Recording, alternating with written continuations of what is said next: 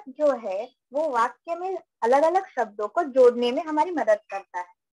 जैसे कि वो कारक जो है हमें बताता है कि काम किसने किया, कर्ता के रूप में, और उसे संस्कृत में हम कहते हैं प्रथमा विभक्ति और इंग्लिश में सब्जेक्ट यानी काम करने वाला, जैसे कि गीता ने। ठीक है। और अगर मैं बोलूं कर्म, तो कर्म यानी जिस पर काम हो रहा है, मतलब ऑब्जेक्ट, मतलब जिस पर इफेक्ट हो रहा है, तो कर्म यानी को। फॉर एग्जाम्पल, गीता ने पुस्तक को रख लिया। ठीक है। तो गीता ने काम किया यानी गीता करता है, पुस्तक को यानी पुस्तक कर्म है, मतलब पुस्तक को हिलाया जा रहा है, पुस्तक पे इफेक्ट पड़ रहा है, इसलिए पुस्तक को हम द्वितीय विभक्ति बोलते हैं। और करण कारक में बोलूं तो करण यानी जिसके द्वारा काम हो रहा है। अगर मैं बोलूं गीता ने हाथ से पुस्तक रखा, तो या पुस्तक को रखा, तो हाथ से, हाथ के द्वारा काम हो रहा है। और अगर मैं बोलूं तो इसे तृतीय विभक्ति कहते हैं। करण कारक तृतीय विभक्ति जिसके द्वारा काम हो रहा है। और मैं बोलूं संप्रदान कारक यानी चतुर्थी विभक्ति, इसका चिन्ह क्या है, के लिए और को, मतलब किसके लिए काम हो रहा है। गीता ने अपने हाथ से, गीता ने हाथ से पुस्तक पढ़ने के लिए रखी, मतलब किसके लिए रखी, पढ़ने के लिए। तो पढ़ने के लिए ये चतुर्थी विभक्ति में आएगा यानी संप्रदान कारक। और जब मैं बात करूं अपादान कारक की, तो अपादान कारक यानी से अलग होना। ठीक है। तो जब मैंने कल एग्जांपल दिया था कि बादलों से पानी गिरता है या बादलों से बारिश हो रही है, तो अगर मैं यहाँ पर से बोल दूं तो ये अलग होना दिखा रहा है, ना कि जिसके द्वारा काम हो रहा है। तो यहाँ पर कंफ्यूज मत होइएगा, तृतीय और पंचमी का से अलग अलग है। तृतीय वाला से में ऐसा कोई चीज या ऐसी कोई चीज जिससे काम हो रहा है या जो काम होने में मदद कर रही है। पर जब मैं बोलूं अपादान या पंचमी विभक्ति, तो तब से यानी अलग होना, किसी एक चीज दूसरी चीज से अलग हो रही है। और एक क्या है, संबंध कारक यानी षष्ठी विभक्ति संस्कृत में, जिसका चिन्ह है काकेथी प्रारेवी, मतलब ये दो चीजों या दो से ज्यादा चीजों का संबंध बनाने वाले शब्द है। ठीक है। तो जब मैं बोलूं उसकी पुस्तक, तो की ये जो बता रहा है कि वो पुस्तक उसकी है, संबंध बता रहा है। और अधिकरण कारक यानी सप्तमी विभक्ति, ये हमें किसी भी चीज या वस्तु का प्लेस या वो कहाँ रखी है वो बताता है। फॉर एग्जाम्पल, उसने टेबल पर रखी है या अलमारी में रखी है, तो मैंने क्या यूज किया, में और पर यूज किया, ये है सप्तमी विभक्ति, नहीं तो अधिकरण कारक। और जब मैं बोलूं संबोधन, तो संबोधन विभक्ति या संबोधन कारक हमें किसी को बुलाने में मदद करते हैं, जैसे कि हे गीता, अरे गीता, वो गीता, ऐसे। तो अब मैं एग्जाम्पल्स पे जाते हैं हम, तो आप अपनी एक्टिविटी सामने रख लीजिए। तो जब मैं बोलूं बालकः, फर्स्ट वाला है प्रथमा विभक्ति, तो बालकः जब मैं बोलूं तो बालकः जो है कर्ता के फॉर्म में दिया है, तो कर्ता का घर ओपन कीजिए और मुझे बताइए कि कर्ता का चिन्ह क्या है, ने। Very good. तो कर्ता का चिन्ह हमने ने लिखा है और उसकी विभक्ति क्या है, प्रथमा विभक्ति। प्रथमा। वेरी गुड, प्रथमा विभक्ति। तो हमने क्या समझा, चिन्ह यानी कि ने, है ना। तो सिमिलरली इसलिए बालक का मतलब क्या हो जाएगा, बालक ने। क्यों, क्योंकि वो प्रथमा विभक्ति में है। ठीक है। बालक को प्रथमा के सामने लिखा है यानी वो करता है। और जब मैं बोलूं करता, मतलब कौन काम करता है, बालक, यानी बालक ने, ये चिन्ह जुड़ जाता है बालक ने। ठीक है। तो बालकः इस शब्द का हिंदी मतलब है बालक ने। तो द्विवचन में यानी कि दो बालक, तो मैं बोलूं बालकौ, तो उसका मतलब हो जाएगा दो बालकों ने। क्यों, क्योंकि बालकौ भी प्रथमा विभक्ति में है और कर्ता कारक भी है। तो जब मैं बोलूं बहुवचन में बालकाः, तो अनेक बालकों ने। ठीक है। तो अनेक बालकों ने, दो ने जुड़ जाता है, ने चिन्ह जुड़ जाता है, इसलिए ने चिन्ह क्यों जुड़ा, क्योंकि प्रथमा विभक्ति है और कर्ता कारक है। ठीक है, तो आपको ये क्लियर है कर्ता कारक में कौन सा चिन्ह जुड़ता है और कर्ता कारक में आने वाले शब्दों का क्या मतलब होता है?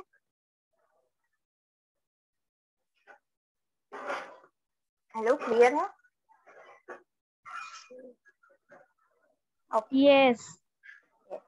तो अभी फॉर एग्जांपल और एक मैं दूं कि लता या गीता, नाम ले लेती हूँ कोई, गीता, ठीक है, तो गीता, गीतौ, गीताः, मतलब एक गीता ने, दो गीताओं ने, यानी दो लड़कियों का नाम गीता है, और अनेक गीताओं ने, यानी बहुत सारी लड़कियों का नाम गीता है, तो उन सारी लड़कियों ने कुछ काम किया, ऐसा।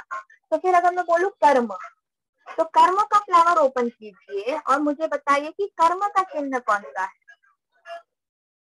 को। वेरी गुड, को चिन्ह है, वेरी गुड। तो क्या हो जाएगा? द्वितीय विभक्ति। ओके, तो कर्म जो है द्वितीय विभक्ति है, तो इसका मतलब क्या हो जाएगा? अगर मैं बोलूं बालकम, तो आप ये देख सकते हैं कि द्वितीय विभक्ति में शब्द को एक वचन में म हलंत जुड़ जाता है, म हलंत जुड़ जाता है। तो जब हम हिंदी में बोलते हैं कि बालक को ये शब्द जुड़ जाता है बालक शब्द के साथ, तो सिमिलरली संस्कृत में अगर मुझे बोलना है बालक को, तो संस्कृत में बालक शब्द के साथ म हलंत जुड़ जाएगा, ठीक है। सिमिलरली अगर मैं बोलूं द्विवचन में बालकौ, तो यहाँ पर आप देख सकते हैं द्विवचन प्रथमा और द्वितीय में सेम है, ठीक है। तो आप ऐसे याद रख सकते हैं, इस टेबल को याद रखना बहुत जरूरी है सेंटेंसेस बनाने के लिए। तो जब मैं बोलूं बालकौ द्वितीय विभक्ति में, तो दो बालकों को, तो दो बालकों के ऊपर कुछ काम हुआ है ना। तो अगर मैं बोलूं महोदया ने दो बालकों को डांटा, तो दो बालकों को शाबाशी दी, ठीक है। तो जो शाबाशी किसको मिली है? दो बालकों को, तो दो बालकों पर काम हुआ है, तो इसलिए मैं बोलूंगी वो कर्म कारक में है और द्वितीय विभक्ति में, ठीक है। और अगर मैं बोलूं, एक मिनट, तो अगर मैं बोलूं बालकान, यहाँ पे देख सकते हो कि आन लगा है, बालक प्लस आन, फिर से न हलंत्य है, ये बहुत इंपॉर्टेंट है, न हलंत्य है, तो इसका क्या हो जाएगा? अनेक बालकों को। तो जब मैं यहाँ पर को ऐड कर रही हूँ हिंदी में और अनेक ऐड कर रही हूँ, ठीक है, तो इसलिए मैं संस्कृत में आन ऐड करूंगी, मतलब बालकान मैं जब बोलूंगी उसका मतलब होगा अनेक बालकों को। सिमिलरली अगर मैं ये शब्द लूं वृक्ष, तो प्रथमा विभक्ति में हो जाएगा वृक्ष, यानी एक वृक्ष ने, वृक्षौ दो वृक्षों ने, वृक्षाः अनेक वृक्षों ने।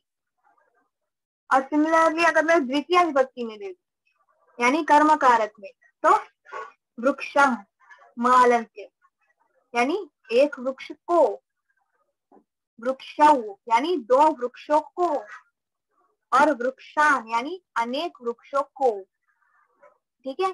तो जब मैं बोल रही हूँ बालक, वृक्ष, ठीक है, तो जब जब मैं ऐसे शब्द ले रही हूँ तो मुझे लास्ट में कौन सा स्वर सुनाई दे रहा है? बालक, वृक्ष, कौन सा स्वर सुनाई दे रहा है लास्ट में?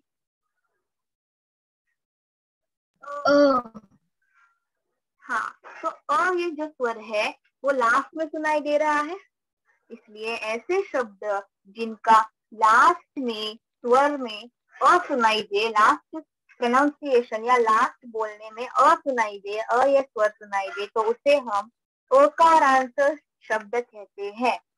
मतलब बालक, मैं अ बोल रही हूँ यानी अकारांत, और बालक ये क्या है? पुल्लिंग है, तो अकारांत पुल्लिंग शब्द बालक। अगर मैं बोलूं वृक्ष, है ना, तो वृक्ष, अगर वृक्ष अगर मैं बोलूं तो फिर से अ आ रहा है, फिर से अकारांत शब्द, है ना। पर अगर मैं बोलूं लता, यहाँ पे कौन सा शब्द आ रहा है? लता, वेरी गुड, आ रहा है, तो ये क्या हो गया? आकारांत, ठीक है। बालक क्या है? अकारांत है, और लता क्या है? आकारांत है, ठीक है। तो अगर मैं बोलूं नदी, नदी ये शब्द वर्णमाला देखिए, तो नदी जो है उसमें कौन सा आएगा? नदी, ई आएगा। Very good. तो दीर्घ ई यानी बड़ा ई आएगा, राइट। तो मैं उसको बोलूंगी ईकारांत शब्द। कौन से शब्द? ईकारांत शब्द। ठीक है, तो अभी आपको समझ आया कि आपके टेक्स्ट बुक में ये सब क्या लिखा है? अकारांत, आकारांत, ईकारांत। ठीक है, तो अभी नेक्स्ट आता है करण कारक पे। तो करण कारक यानी तृतीया विभक्ति संस्कृत में। तो इसका मतलब क्या है? करण यानी हमने फ्लावर में क्या पढ़ा था, या अपने घर में क्या लिखा था? पक्षी के घर में करण कारक का चिन्ह बताइए। करण से के द्वारा, है ना? तो जिसके द्वारा काम होता है उसकी तृतीया विभक्ति या करण कारक। तो उसका मतलब क्या है कि बालकेन यानी बालक से, यानी फॉर एग्जाम्पल महोदया ने बालक से पुस्तक भिजवाई। ठीक है, तो ऐसा होता है ना कभी कभी कि टीचर इस बालक को बोलती है ये बुक दूसरे डिवीजन में पास कर दो। हाँ, तो बालक के द्वारा काम हो रहा है, तो बालकेन। तो हिंदी में हम से ये जोड़ देते हैं, बालक से, राइट। तो हिंदी में हम क्या जोड़ देते हैं? से, बालक से या के द्वारा, से के द्वारा। और संस्कृत में हम जोड़ देंगे एन। क्या जोड़ देंगे? एन। हाँ, संस्कृत में हम जोड़ देंगे एन, यानी कि यहाँ पर लिखती हूँ एन। ठीक है, तो बालक क प्लस ए के। ठीक है, तो बालक केन। और अगर मुझे बोलना है दो बालकों के द्वारा काम हो रहा है, तो मैं बोलूंगी बालकाभ्याम। तो जब मैं हिंदी में जोड़ दूंगी दो और से, है ना, दो बालकों से, तो मैं जोड़ दूंगी दो और से।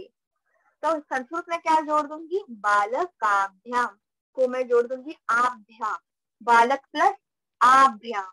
तो क प्लस आ खा, बालकाभ्याम।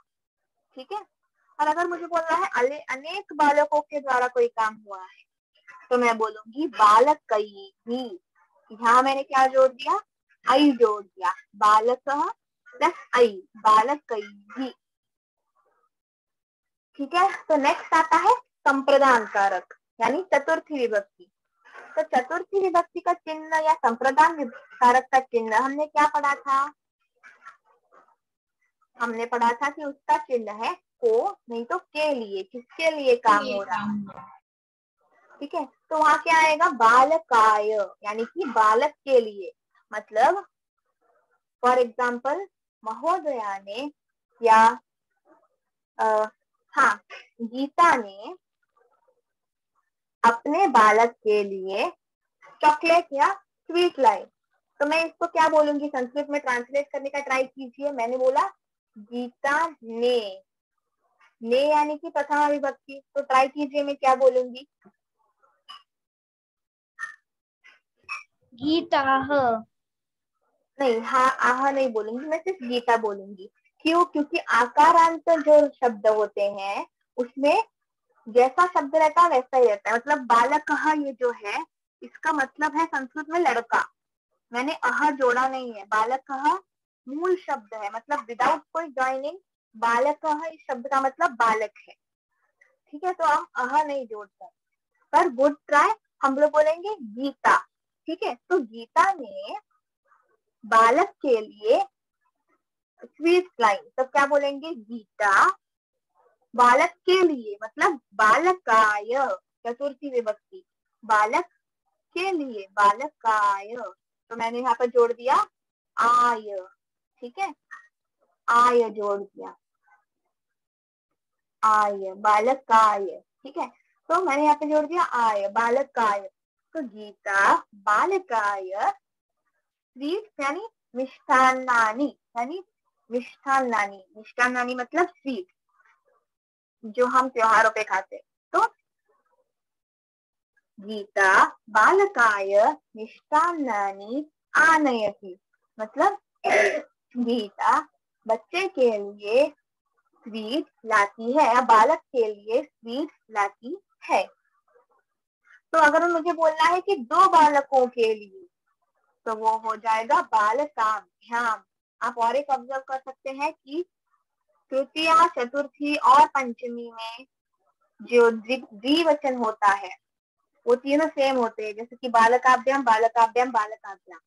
और एक है कि चतुर्थी और पंचमी या संप्रदान और अपादान कारक में बहुवचन भी सेम होता है, जैसे कि बालकेभ्यः और बालकेभ्यः, है ना।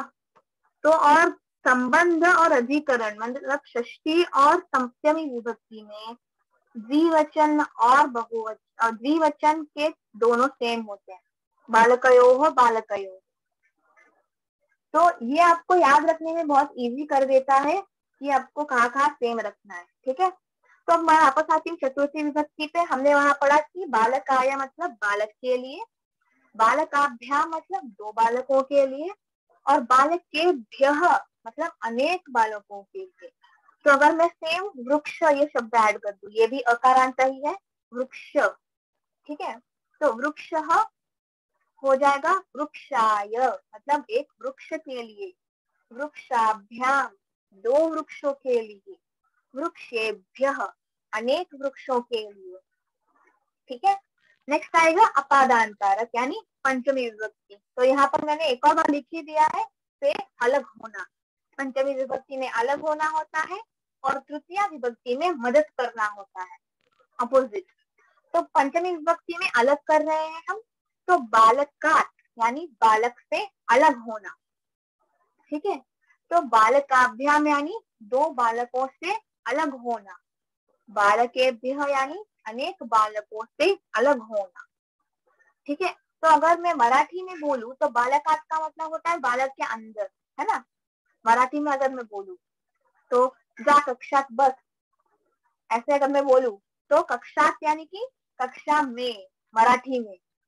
पर संस्कृत अभी हम पढ़ रहे हैं, इसलिए संस्कृत में अगर मैं बोलूं कक्षात, तो संस्कृत में होगा कक्षा से अलग होना, ठीक है। तो ये बहुत मेन डिफरेंस है मराठी और संस्कृत में, कि मराठी में कक्षात मतलब कक्षा के अंदर, और संस्कृत में कक्षात यानी कक्षा से अलग होना या बाहर निकलना, ठीक है, अलग होना। तो अभी आते हैं संबंध कारक पे यानी षष्ठी विभक्ति। यहाँ पर होगा बालकस्य यानी बालक का। षष्ठी विभक्ति में हमने क्या चिन्ह पढ़ा था, काके की रारेरी यानी संबंध बताते हुए, ओनरशिप बताते हुए। तो बालकस्य पुस्तकः यानी इस लड़के की पुस्तक, या इस बालक का पुस्तक, बालक की पुस्तक, है ना। तो बालक और पुस्तक का रिलेशन बता रहा है, इसलिए बालकस्य। यहाँ पर हम लोग षष्ठी में स्य जोड़ देते हैं, ठीक है। और अगर मुझे बोलना है 2 बालकों की पुस्तकें, तो मैं बोलूंगी बालकयोः, ठीक है, बालकयोः, योः जोड़ दिया मैंने। और अगर मुझे बोलना है बहुवचन में अनेक बालकों की या अनेक बालकों से संबंध बताना है एक पुस्तक का, तो मैं बोलूंगी बालकानां पुस्तकः, मतलब बहुत सारे बालकों की ये पुस्तक है, ठीक है। यहाँ पर मैंने जोड़ दिया आनाम, बालकानां। नेक्स्ट है अधिकरण कारक। यहाँ पर सप्तमी विभक्ति है, तो वहां पे हमने अधिकरण कारक में क्या चिन्ह देखा था, में, पर, यानी पोजीशन, जगह बताने वाले। तो बालक के मतलब बालक में या बालक पर, ठीक है। तो अगर मुझे बोलना है बालक पर पक्षी बैठा है, तो मैं बोलूंगी बालके खगः उपविशति, मतलब बालक पर पक्षी बैठा है। में और पर दोनों मीनिंग हो सकते हैं, इसके सेंटेंस के हिसाब से बदल जाते हैं मीनिंग, ठीक है। तो अगर मैं बोलूं बालके खगः उपविशति, तो आपको ऐसा नहीं लिखना है कि बालक के अंदर पक्षी बैठा है, आपको लिखना है बालक के ऊपर या बालक पर पक्षी बैठा है। सिमिलरली बालकयोः यानी 2 बालकों में या 2 बालकों पर, बालकेषु अनेक बालकों में या अनेक बालकों पर। और संबोधन अगर मैं बोलूं तो बुलाने के लिए यूज होता है, और उसके क्या है शब्द, हे अरे भो, मतलब हे बालक यानी ओ बालक, हे बालको, ओ ये 2 तुम दोनों बालक, ऐसे। हाँ, तो हे बालकाः मतलब हे बालक यानी बहुत सारे बालक, हे बहुत सारे बालक। तो सिमिलरली वृक्ष पर भी ऐसा ही होगा। अगर मैं बोलूं षष्ठी विभक्ति पंचमी से चालू करते हैं, वृक्ष का एग्जाम्पल वृक्षात यानी वृक्ष से अलग होना, ठीक है। तो खगः वृक्षात, या बेस्ट एग्जाम्पल है कि पत्राणि वृक्षात पतति यानी पत्ते वृक्ष से गिरते हैं। तो यहाँ पर क्या है, पंचमी विभक्ति क्यों डाली मैंने, क्योंकि पत्ते वृक्ष से अलग हो रहे हैं, गिर रहे हैं, इसलिए पत्राणि वृक्षात पततः या पतंती। तो नेक्स्ट है कि वृक्षाभ्याम दो वृक्षों से अलग होना, वृक्षेभ्यः दो वृक्षों से अनेक वृक्षों से अलग होना। और षष्ठी यानी संबंध वाले, तो वृक्षस्य वृक्षस्य वृक्ष का या वृक्ष की, जो भी संबंध बता रहे, ठीक है। तो वृक्षयोः दो बालकों दो वृक्षों से संबंध, वृक्षानाम अनेक वृक्षों से संबंध, ठीक है। और सप्तमी में बोलूं तो वृक्ष में या वृक्ष पर, तो वृक्षे यानी वृक्ष में या वृक्ष पर, वृक्षयोः तो दो वृक्षों में या दो वृक्षों पर, वृक्षेषु दो वृक्षों अनेक वृक्षों में या अनेक वृक्षों पर। और सिमिलरली संबोधन में भी हे वृक्ष, हे बालकों, तो हे वृक्ष। तो हम लोग एक्चुअल में वृक्ष से बात नहीं करते, पर ऐसे सब पोयम लिखते टाइम यूज होता है, क्योंकि पोयम या कोई स्टोरी वो इसमें इमेजिनेशन होता है, राइट। तो उसमें हम लोग ऐसे सब यूज कर सकते हैं कि हे वृक्ष, है ना। तो हम लोग पोयम जो इमेजिनेटिव होती है उसमें सब यूज कर सकते हैं। तो आपको क्लियर है इसका सब यूजेस और जितना भी हमने आज पढ़ा।